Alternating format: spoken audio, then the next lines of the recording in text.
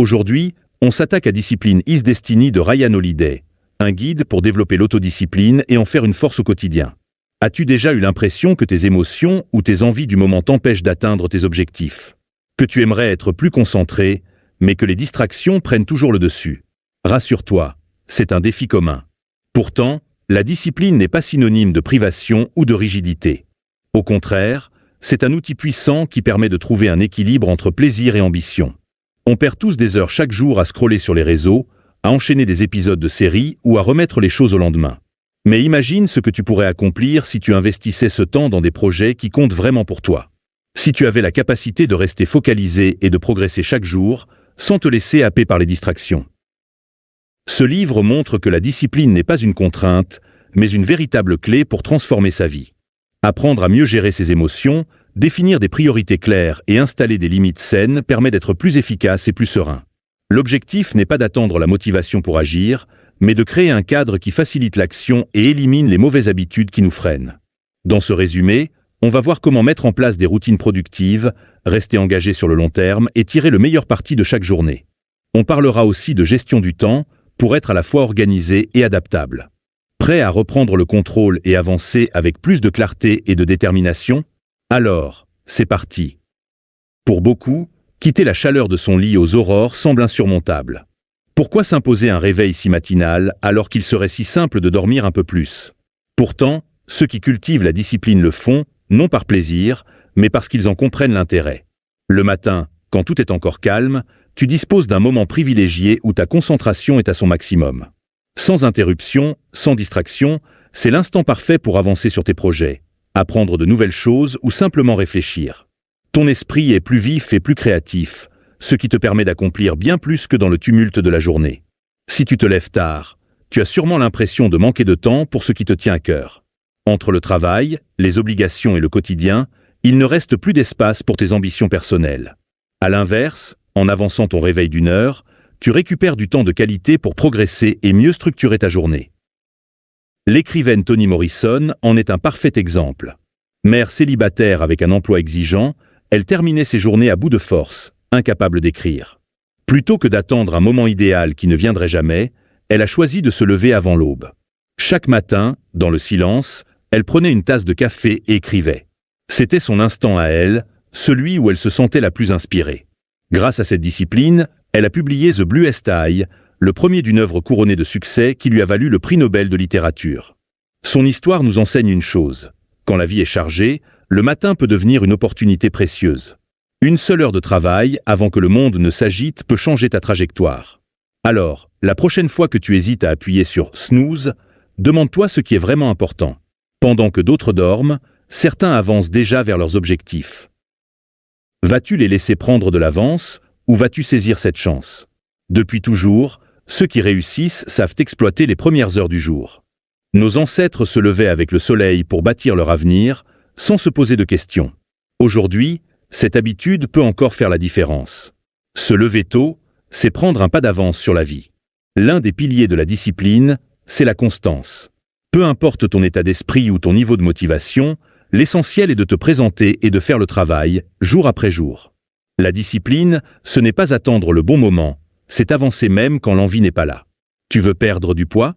Commence par une simple marche de quelques minutes. Apprendre un instrument? 10 minutes de pratique quotidienne suffisent. Écrire un livre? Rédige un peu chaque jour. Trouver un meilleur emploi? Élargis ton réseau de contacts régulièrement.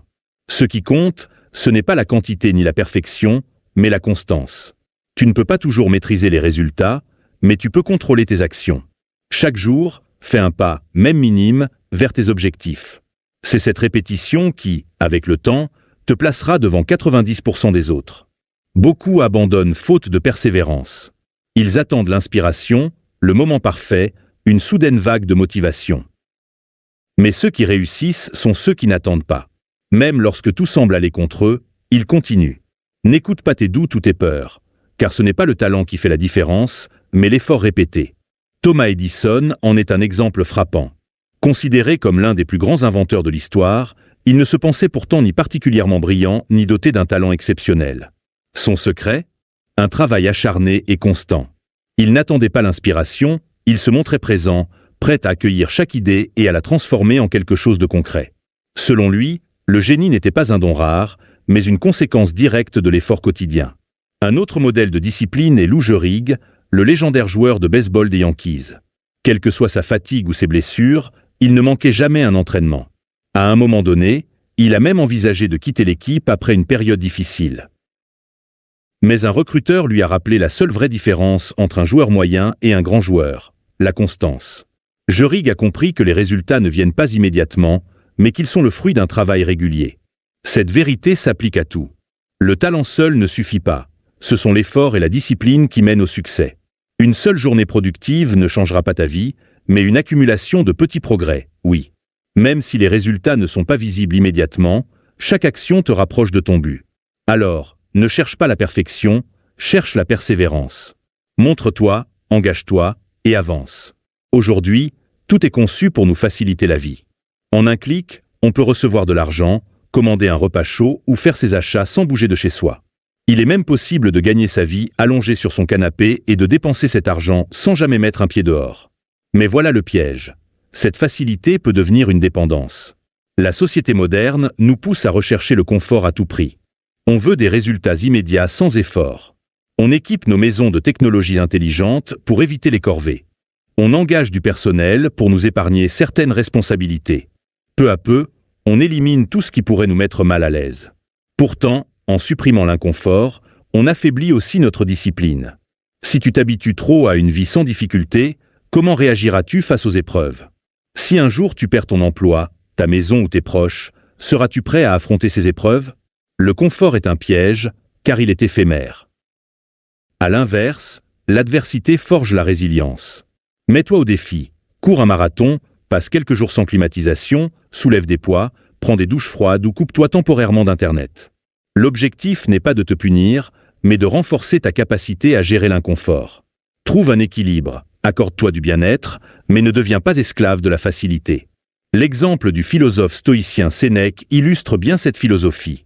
Bien qu'issu d'une famille aisée et ayant bâti une immense fortune, il refusait de se laisser dominer par le luxe. Régulièrement, il s'imposait des périodes d'austérité. Il vivait comme un homme pauvre, se nourrissant uniquement de pain et d'eau, dormant à même le sol et portant des vêtements rudimentaires. Ce n'était pas une punition, mais un entraînement. D'une part, il testait sa capacité à endurer des conditions difficiles et s'assurait qu'il pouvait survivre avec le minimum. D'autre part, il se libérait de la peur du manque. Alors que ses riches amis paniquaient à l'idée de perdre leur confort, Sénèque savait qu'il pouvait s'adapter. Cette discipline lui a même sauvé la vie. En tant que mentor de l'empereur Néron, il a assisté à la dérive de ce dernier. Lorsqu'il a décidé de s'éloigner de la cour, Néron, furieux, a tenté de l'empoisonner. Mais Sénèque, habitué à une vie sobre et frugale, était immunisé contre le poison. Son choix d'accepter l'inconfort lui a permis d'échapper à la mort. Alors, quelles sont tes habitudes? Si la vie te met à l'épreuve, seras-tu prêt? Ceux qui réussissent ne sont pas ceux qui évitent les difficultés, mais ceux qui savent s'y adapter. Apprends à accepter l'inconfort. Il n'est pas ton ennemi, mais ton meilleur professeur.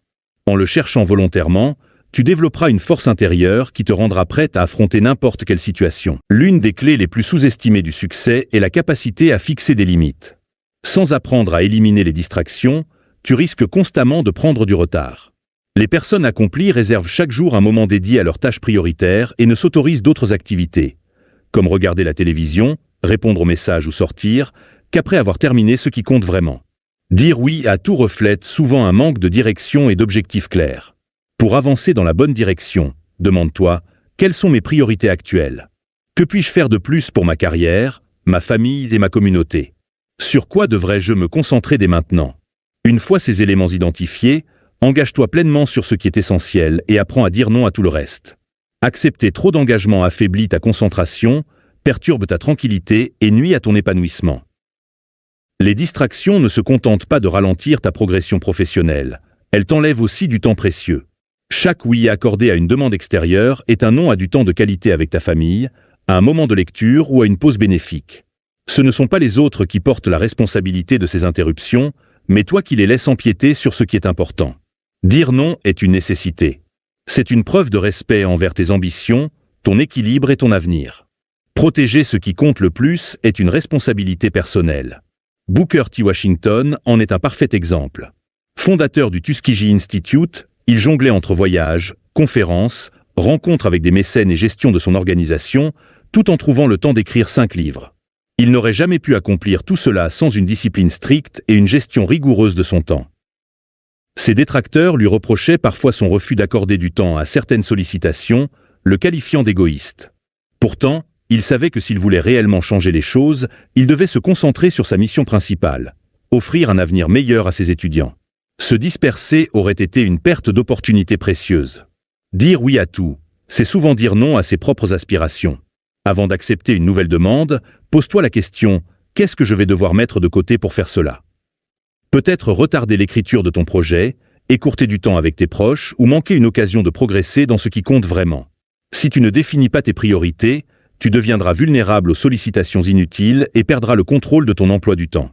Arrête de vouloir tout faire à la fois.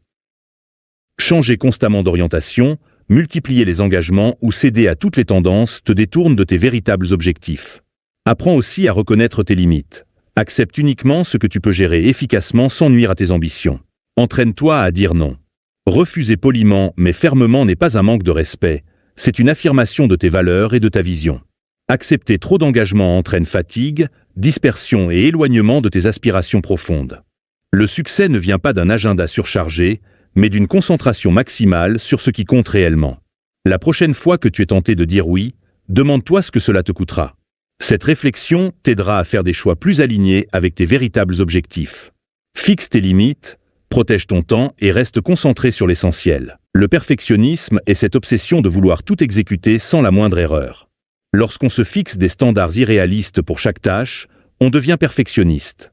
Si viser l'excellence peut parfois être bénéfique, rechercher la perfection à tout prix finit souvent par être contre-productif, voire nuisible.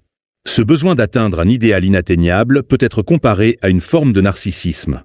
Il repose sur l'idée que notre travail est si important que les autres l'attendent avec impatience.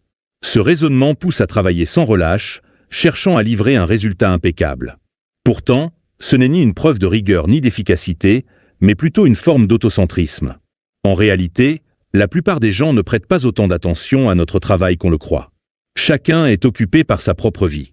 Ceux qui nous aiment ne nous jugent pas sur la perfection de nos réalisations, mais sur l'intention et l'effort que nous y mettons. Le perfectionnisme devient dangereux lorsqu'il nous fait passer à côté d'opportunités. Attendre le moment idéal ou la condition parfaite, c'est risquer de laisser filer des chances précieuses. À force de rester bloqué sur un détail, on stagne pendant que d'autres projets restent inachevés. Beaucoup utilisent d'ailleurs le perfectionnisme comme une excuse pour procrastiner. Ils reportent sans cesse leurs actions sous prétexte d'attendre la bonne inspiration ou le contexte idéal. En réalité, ils se bercent d'illusions. Plutôt que d'avancer pas à pas, ils courent après un mirage et finissent par ne rien accomplir. Lorsqu'on poursuit un objectif, s'arrêter en chemin à cause d'imperfections n'est rien d'autre qu'un signe de peur. Il faut continuer, même lorsque la motivation faiblit. Chacun a un rôle à jouer, et l'accomplir demande de la persévérance. Prenons l'exemple de Martha Graham, chorégraphe renommée. En 1931, elle travaillait sur une danse inspirée des cultures mayas et aztèques. Perfectionniste, elle passait son temps à critiquer chaque mouvement de ses danseurs, convaincue que le spectacle ne serait pas à la hauteur de ses attentes. Après des mois de travail, elle n'était toujours pas satisfaite. Pourtant, ses danseurs appréciaient la chorégraphie. Prisonnière de son regard critique, elle ne voyait que ses défauts et hésitait à aller plus loin. C'est grâce à son directeur musical, Louis Horst, qu'elle a réussi à dépasser ce blocage. Il l'a poussée à prendre des décisions et à avancer, lui rappelant que l'important était de terminer, même si le résultat n'était pas parfait.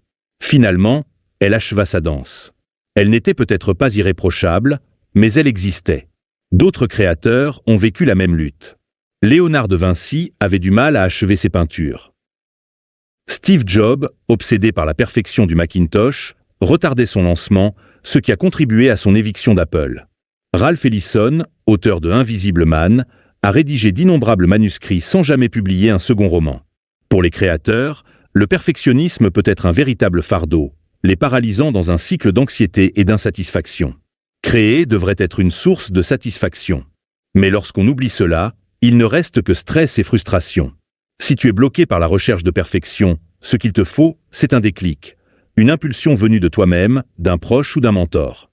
L'essentiel est d'avancer. Plutôt que d'attendre l'inspiration ou des conditions idéales, lance-toi et termine ton travail. Et si l'inspiration tant attendue ne venait jamais, restera-t-on figé indéfiniment? L'action, même imparfaite, est toujours préférable à l'inaction. La discipline ne signifie pas que tu ne connaîtras jamais l'échec. Elle signifie que, lorsque la vie te met à terre, tu trouves la force de te relever. Les obstacles, les revers et même les défaites sont inévitables. Ce qui compte, ce n'est pas d'éviter ces épreuves, mais la manière dont tu y réagis. Si tu es capable de surmonter tes échecs, tu apprendras, progresseras et deviendras plus fort. En revanche, si tu les laisses te définir et t'empêcher d'avancer, tu resteras figé dans l'immobilisme. Personne n'est parfait, et tu feras forcément des erreurs. L'essentiel est de les accepter et d'en tirer des leçons. Si tu es perfectionniste, tu dois apprendre à composer avec tes exigences élevées, sinon chaque échec te semblera insurmontable. Plus tu auras peur de l'imperfection, plus tu risques de rester bloqué. Pour avancer, il faut mettre son ego de côté et voir chaque erreur comme une opportunité d'apprendre. Tu as une vie à construire, un avenir à façonner. Tu n'es pas ici pour abandonner au premier revers. Ta mission demande de la persévérance et du courage, peu importe les difficultés. Les personnes qui réussissent ne sont pas celles qui ne tombent jamais, mais celles qui se relèvent à chaque fois. Elles avancent parce qu'elles sont animées par une passion et un objectif plus grand qu'elles-mêmes. Si tu es vraiment investi dans ce que tu fais, l'échec ne sera jamais une fin, mais simplement une étape sur ton chemin. Regarde l'histoire de Floyd Patterson, ancien champion du monde de boxe poids lourd. En 1959, il perd son titre face à Ingemar Johansson. Malgré un entraînement intensif, il s'avère impatient et trop confiant. Il sous-estime son adversaire, ce qui lui coûte cher. En 3 rounds, il est mis KO 7 fois. Pour beaucoup, une telle défaite aurait marqué la fin d'une carrière. Mais Floyd reçoit une lettre d'Archie Moore, un boxeur qu'il avait autrefois battu. Archie lui parle de la douleur de la défaite, mais aussi de l'importance de ne pas abandonner. Il l'encourage à revoir sa stratégie, à s'entraîner plus dur et à croire en ses capacités. Ce message redonne à Floyd la motivation dont il avait besoin. Il retourne à l'entraînement avec un nouvel état d'esprit. Il analyse son combat, corrige ses erreurs et perfectionne sa technique. 1 an plus tard, il affronte de nouveau Johansson. Cette fois, il est prêt. Il l'emporte avec une telle détermination que son adversaire ne parvient pas à se relever. Floyd entre alors dans l'histoire en devenant le premier boxeur poids lourd à reconquérir son titre après l'avoir perdu. Si tu étais à sa place, aurais-tu abandonné ou serais-tu revenu plus fort? La différence entre ceux qui réussissent et ceux qui échouent ne réside pas dans l'absence de défaite, mais dans leur capacité à se relever. La discipline, ce n'est pas fuir l'échec, c'est avoir le courage de continuer malgré les difficultés. Comme Floyd, tu peux rebondir, apprendre de tes erreurs et revenir plus fort. À chaque obstacle, une question se pose. Vas-tu rester à terre ou te relever? Nous travaillons tous dur pour atteindre la liberté financière, mais la quête de l'argent peut parfois nous priver des plaisirs simples de la vie. Ceux qui luttent contre la pauvreté sacrifient souvent leur bonheur présent pour bâtir un avenir meilleur, tandis que les plus fortunés peuvent dépenser sans compter, oubliant de prévoir l'avenir. Ni l'une ni l'autre de ces approches n'est idéale. La clé réside dans l'équilibre. L'argent nous offre la liberté de le dépenser à notre guise, mais encore faut-il que ces dépenses aient du sens. À l'inverse, lorsque nous en manquons, il est essentiel de travailler dur pour améliorer notre situation, sans pour autant oublier de savourer le chemin parcouru. Prenons l'exemple de Babe Ruth, légendaire joueur de baseball américain. À son apogée, il gagnait plus que le président des États-Unis, mais il dilapidait sa fortune sans penser à l'avenir. Il ne mettait rien de côté, ne réalisait aucun investissement et menait un train de vie extravagant. Au sommet de sa carrière avec les Yankees, Ruth touchait $6 000 par mois, une somme colossale pour l'époque. Il s'offrit d'abord une moto, puis la remplaça par une voiture de sport au fil de ses augmentations salariales.